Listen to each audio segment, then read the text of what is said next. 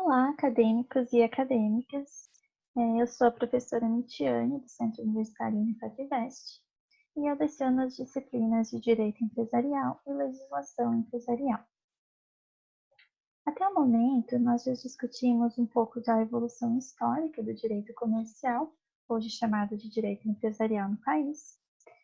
Anteriormente, nós utilizávamos a teoria de atos de comércio, e devido à demanda e ao crescimento dessas trocas comerciais com objetivo de lucro, nós passamos a utilizar a teoria de empresa.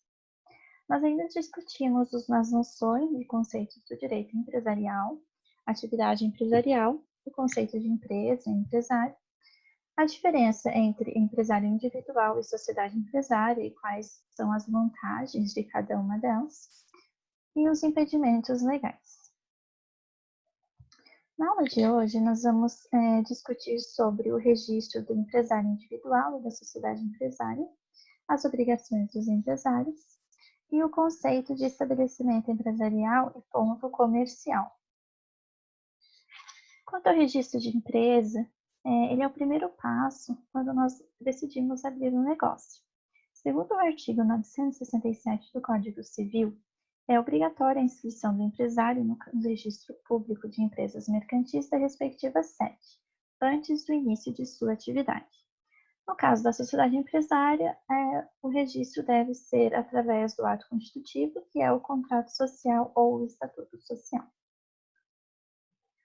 O registro deve obedecer às seguintes formalidades legais, de acordo com o artigo 968. A inscrição do empresário far-se-á mediante requerimento que contém o seu nome, nacionalidade, domicílio, estado civil e, se casado, o regime de bens. A firma, o capital, o objeto e a sede da empresa.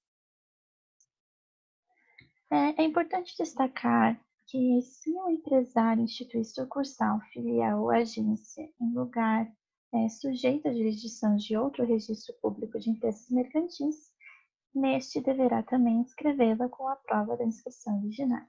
Então, se uma empresa possui filiais em diversos estados, ela deverá registrar-se em cada um deles.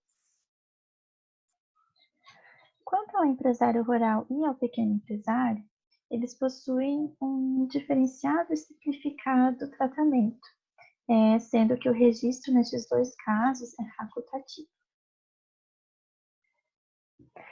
O Sistema Nacional de Registro de Empresas Mercantis, que é disciplinado pela Lei 8.934 de 94, a Lei dos Registros de Empresa, ele abrange tanto as juntas comerciais dos estados, que é o órgão executor e administrador do registro público de empresas mercantis, quanto o Departamento de Registro Empresarial e Integração, que funciona no âmbito nacional. Agora nós vamos tratar sobre as obrigações dos empresários. Os empresários individuais e as empresas individuais de responsabilidade limitada e as sociedades empresárias têm basicamente 3 obrigações.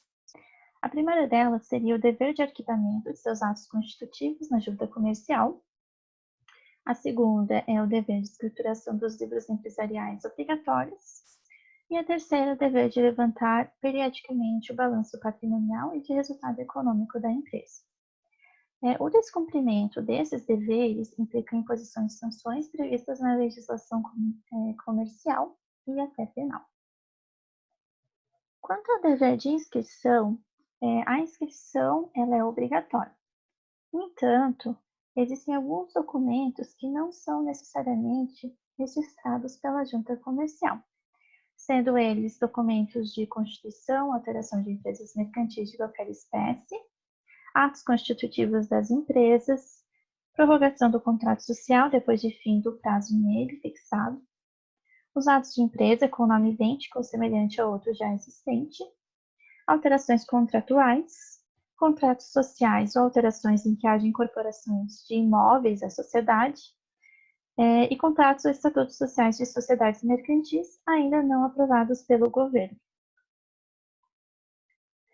Já quanto ao dever de escrituração dos livros empresariais, existe uma diferenciação entre os livros empresariais obrigatórios, que são aqueles que a escrituração é imposta a todos os empresários e sociedades empresárias, sob pena de sanções.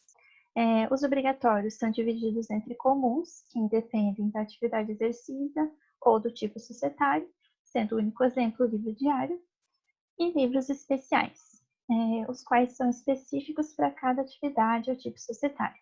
Por exemplo, livro de registro de duplicatas, livro de ações nominativas das sociedades anônimas e livro de atas de assembleias gerais. Ainda, nós temos os livros facultativos.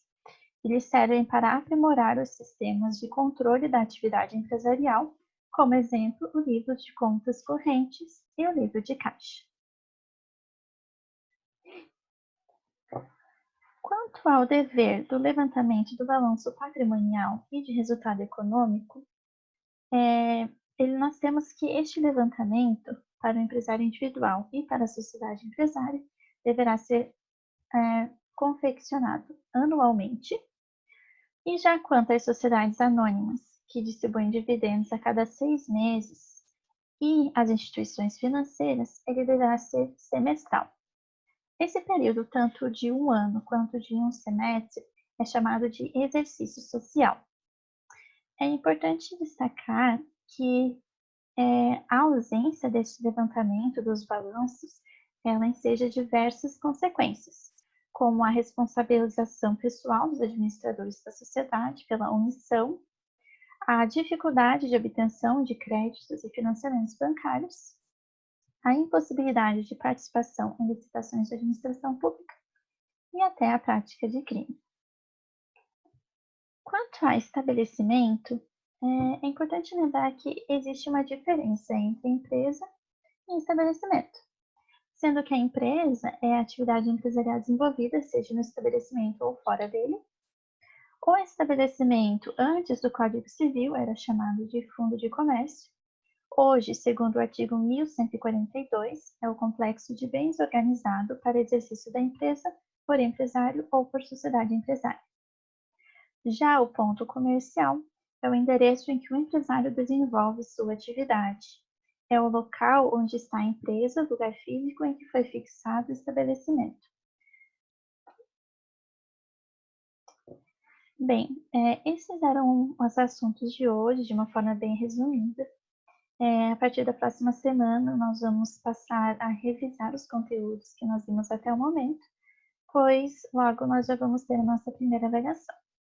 Caso tenha ficado alguma dúvida, vocês podem entrar em contato com o meu e-mail, que está aqui na tela, e eu vejo vocês na nossa próxima aula. Um abraço!